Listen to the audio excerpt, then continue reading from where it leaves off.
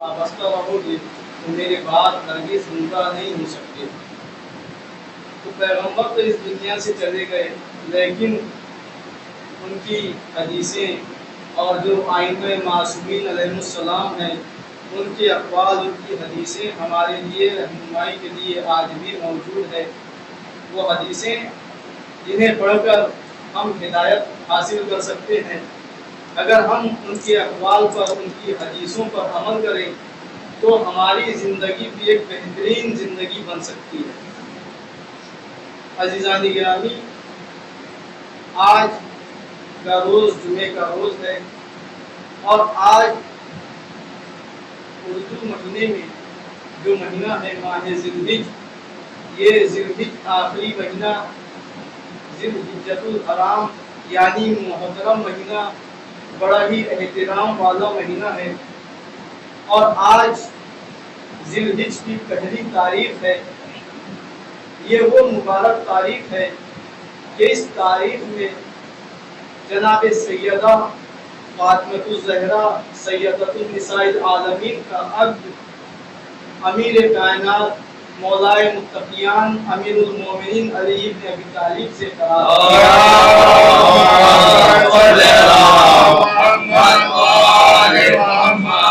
آپ تمام حضرات کی خدمت میں اور امام حسن علیہ السلام کی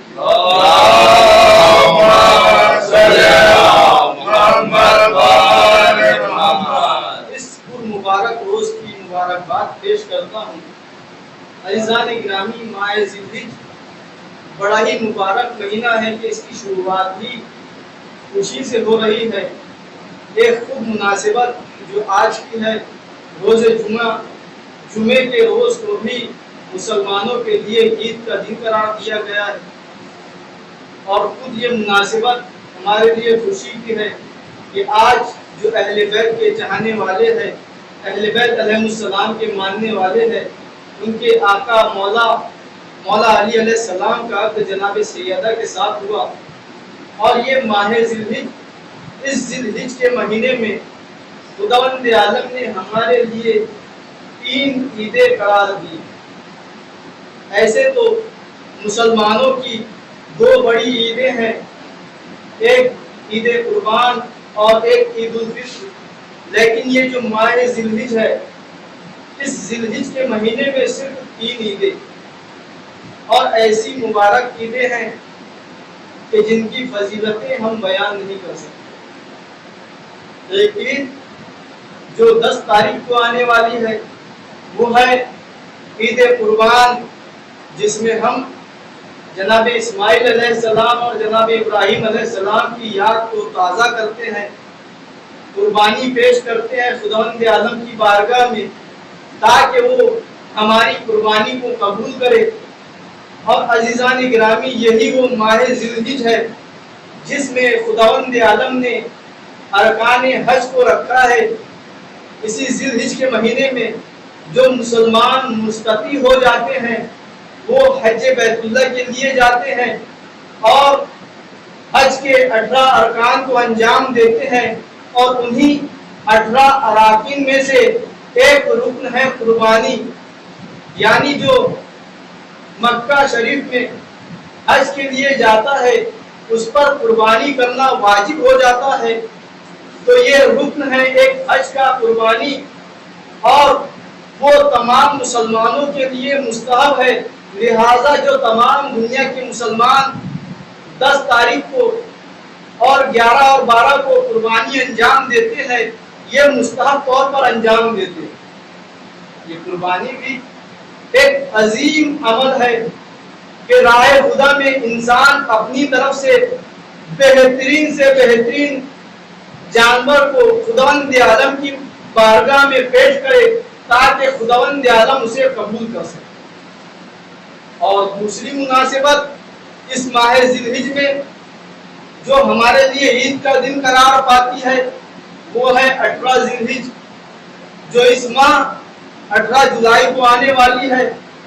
یہ بھی باعظمت دن ہے، باوقار دن ہے، یعنی فضیلتوں والا دن ہے، عید کا دن ہے۔ یعنی اس دن پیغمبر اسلام نے مولائے کائنات کی ولایت کا اعلان کیا تھا، وہ ولایت جس پر دنیا دین کے تمام احکامات منحصر ہے.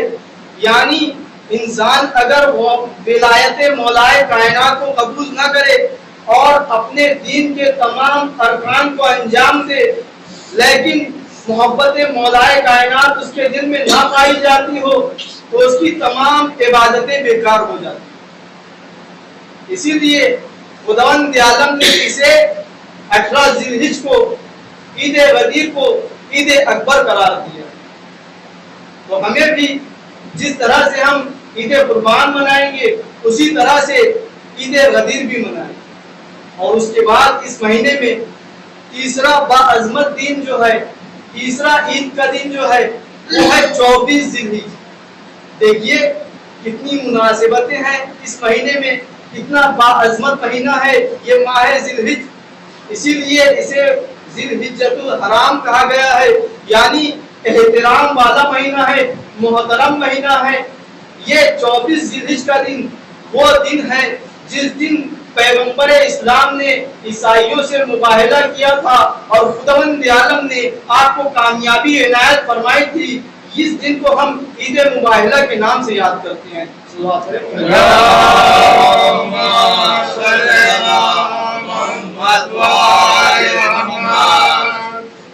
عزیزان گرامی، یہ جو حدیثیں ہیں وہ ہمارے لیے ہدایت کا کام کرتی ہے. اہل بیت علیہ السلام نے ان حدیثوں کو ہمارے لیے ہدایت کا ذریعہ قرار دیا ہے. ایک حدیث میں امام علی رضا علیہ السلام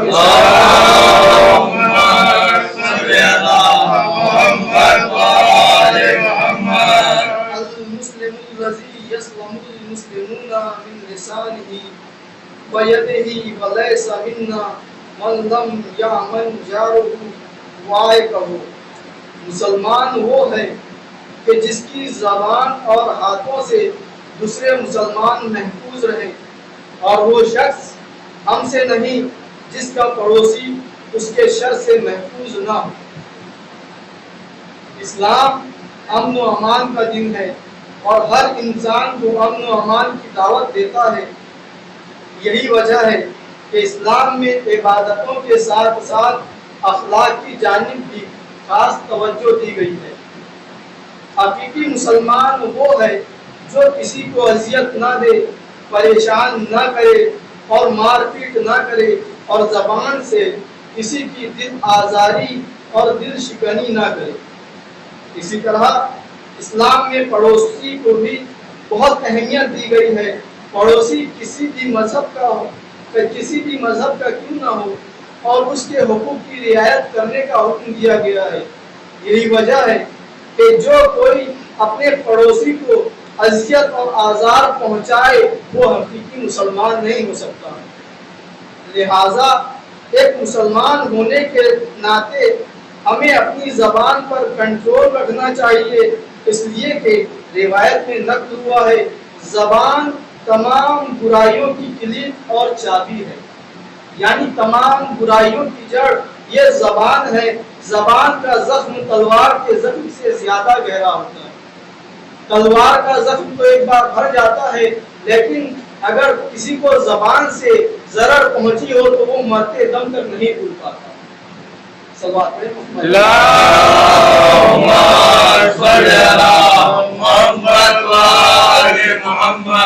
ایک اور حدیث میں امام علی رضا علیہ السلام ارشاد فرماتے ہیں الصغائر من الذنوب طرق الى الكبائر ومن لم يغفر الله في القليل لم يخفه في الكثير.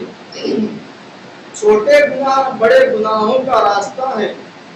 جو چھوٹے گناہوں سے خدا کا خوف نہیں رکھتا وہ بڑے گناہوں سے بھی اس سے نہیں ڈرتا. گناہ چھوٹا ہو یا بڑا، گناہ گناہ ہے. بس اوقات انسان چھوٹے گناہ صرف یہ سوچ کر انجام دیتا ہے کہ یہ تو ایک چھوٹا سا گناہ ہے، اور اس کو زیادہ اہمیت نہیں دیتا، لیکن انسان اس بات سے غافل ہو جاتا ہے کہ یہی چھوٹے اور کم گناہ بڑے اور زیادہ گناہوں کا راستہ ہموار کرتے ہیں جو انسان کو ہلاکت کرنے کے لیے کافی ہے۔ حقیقت میں اللہ کی معصیت اور نافرمانی ہی گناہ ہے، یعنی جو انسان چھوٹے گناہ یہ سمجھ کے کر رہا ہے کہ یہ اللہ کی نافرمانی اور معصیت نہیں ہے، نہیں، یہ چھوٹے گناہ بھی اللہ کی معصیت ہے اور زیادہ گناہوں کا راستہ ہموار کرتے ہیں جو انسان کو ہلاک کرنے کے لیے کافی ہے۔ حقیقت میں اللہ کی معصیت اور نافرمانی ہی گناہ ہے، لہذا جو آج چھوٹے گناہوں کے ذریعے اللہ کی معصیت اور نافرمانی کا راستہ ہے وہ کل بڑے گناہوں کی بھی جرأت پیدا کر سکتا ہے۔ تو گناہوں سے زیادہ بڑا گناہ انسان کے اندر اللہ کی نافرمانی اور معصیت کی ہمت اور جرأت کا ہونا ہے جو انسان کو گناہ کی جانب لے جاتی ہے اور انسان گناہ کا مرتکب ہو جاتا ہے اور انسان رحمت الہی سے دور ہو جاتا ہے۔ لہذا انسان کو اللہ کی نافرمانی اور معصیت چاہے کم اور تاخیر ہی کیوں نہ ہو بچنا چاہیے تاکہ چھوٹے گناہ بڑے گناہ کی راہ ہموار نہ کر سکے اور انسان بڑے گناہوں سے محفوظ رہے۔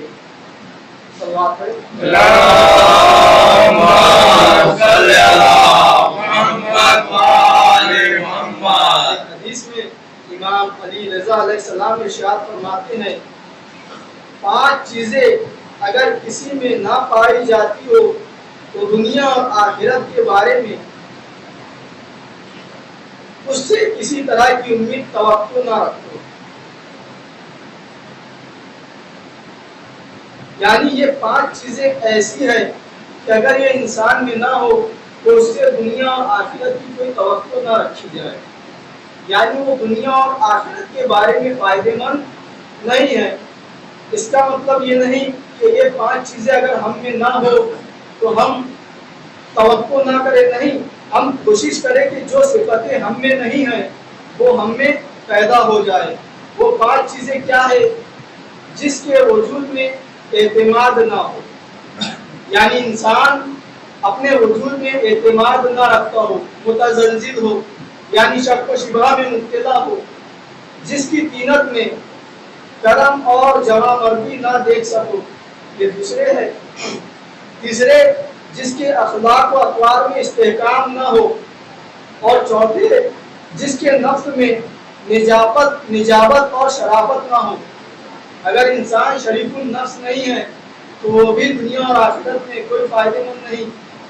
اور 5ویں، جس کے وجود میں خدا کا خوف نہ ہو۔ یہ سب سے بڑی چیز ہے کہ اگر انسان کے وجود میں خدا کا خوف نہ ہو تو نہ اس کے لیے دنیا فائدے مند ہے نہ آخرت۔ صلوات پڑھیں۔ اللہم صلی علی محمد وآل محمد۔ امام جعفر صادق علیہ السلام صلی علی محمد وآل محمد۔ اکثروا من الدعاء فإن اللہ یحب من عبادہ الذین یدعونہ فقد وعد عبادہ المؤمنین الاستجابۃ واللہ مسیر دعاء المؤمن یوم القیامۃ لهم عملا یزیدهم بہ فی الجنہ۔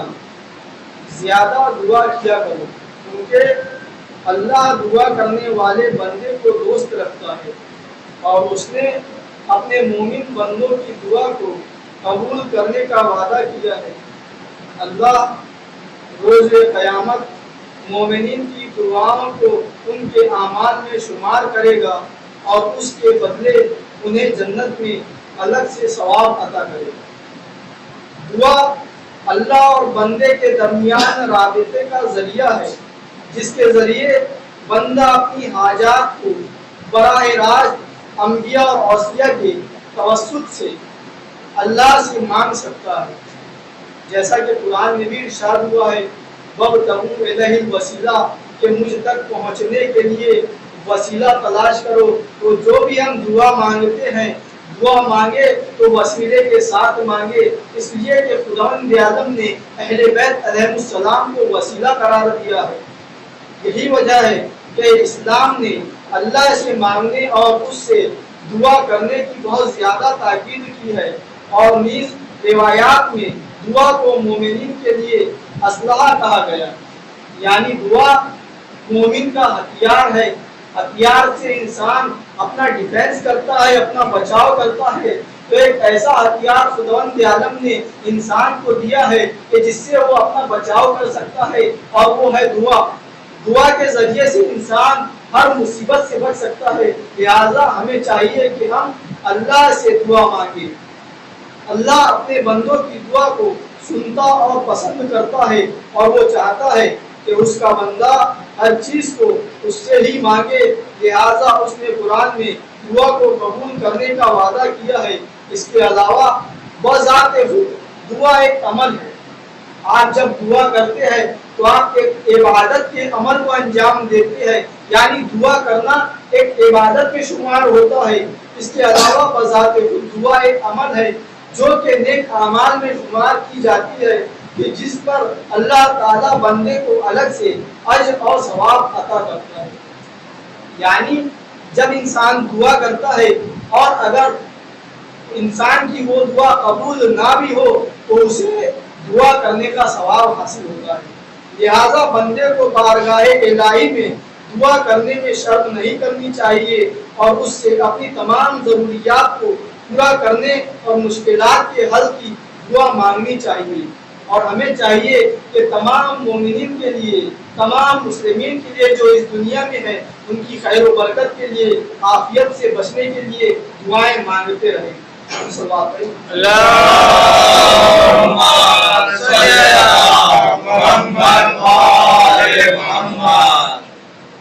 اور ایک حدیث میں امام بلاؤں سے بچنے کا طریقہ بتا رہے ہیں کہ انسان کس طرح سے بلاؤں سے، بیماریوں سے بچ سکتا ہے۔ امام جعفر صادق علیہ السلام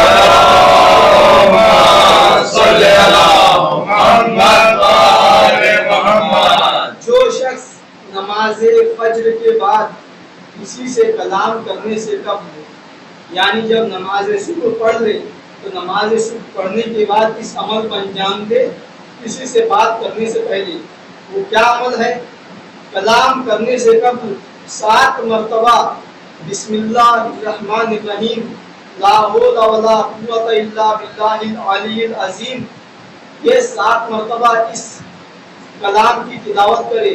بسم اللہ الرحمن الرحیم، لا حول ولا قوت الا باللہ العلی العظیم کی تلاوت کرے گا، خداوند متعال 70 قسم کی آفتیں اور بلائیں اس سے دور فرمائے گا۔ 70 قسم کی بلائیں اور آفتیں اس سے دور فرمائے گا، جن میں سب سے سادہ اور کم ترین آفت برز اور جذام کی بیماری ہے، جسے ہم برز اور جذام، جسے ہم سب سے بڑی بیماری سمجھتے ہیں، اسے خداوند عالم نے کہا ہے کہ یہ سب سے کم تر بیماری یہ ہے، اس سے خداوند عالم بندوں کو محفوظ رکھے گا اگر کوئی اس عمل کو انجام دیتا ہے۔ ایک حدیث میں پیغمبر اکرم صلی اللہ علیہ وسلم،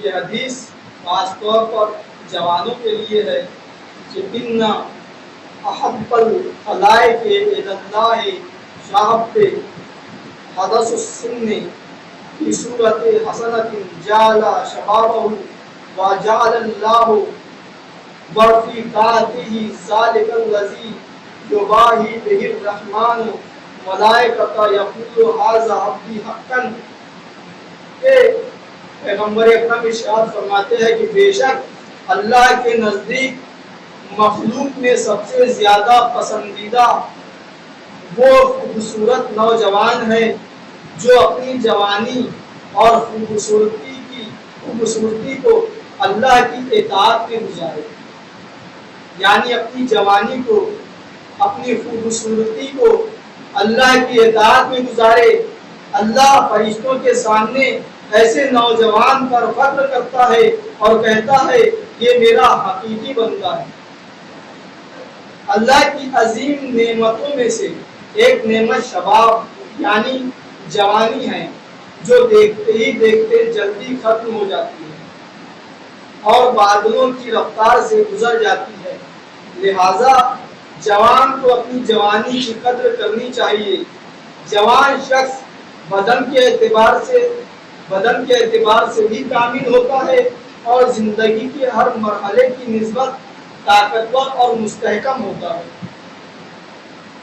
اسی طرح جوان شہوت کے اعتبار سے بھی کامل ہوتا ہے۔ لہذا جوان تقویٰ، پرہیزگاری اور اطاعت خدا کے ذریعے شہوت پر کنٹرول کرے تاکہ گناہوں سے محفوظ رہ کر اللہ کا پسندیدہ اور محبوب بندہ بن سکے۔ جوان دین، ملک اور معاشرے کا عظیم سرمایہ ہوتا ہے۔ یہی وجہ ہے کہ ہر کوئی جوان کو اپنی طرف جذب کرنا چاہتا ہے، ان میں سے ایک شیطان بھی ہے۔ اب انسان جب جوان کو اپنی طرف جذب کرنا چاہتے ہیں تو وہ شیطان جس نے خداوند عالم سے انسانوں کو بہکانے کی مہلت مانگی ہے، وہ بھی یہ چاہتا ہے کہ وہ جوانوں کو زیادہ سے زیادہ اپنے گروہ میں شامل کر سکے، انہیں بہکا سکے۔ لہذا ہر شخص کو اپنی جوانی کی قدر کرنی چاہیے اور اس عظیم نعمت پر ہر لمحہ اللہ کا شکر ادا کرنا چاہیے اور اللہ سے دعا کرنی چاہیے کہ وہ اسے شر شیطان سے محفوظ رکھے۔ اللہم صلی علی محمد و آل محمد۔ صلی اللہ علیہ وآلہ الطیبین الطاہرین المعصومین۔ بسم اللہ الرحمن الرحیم۔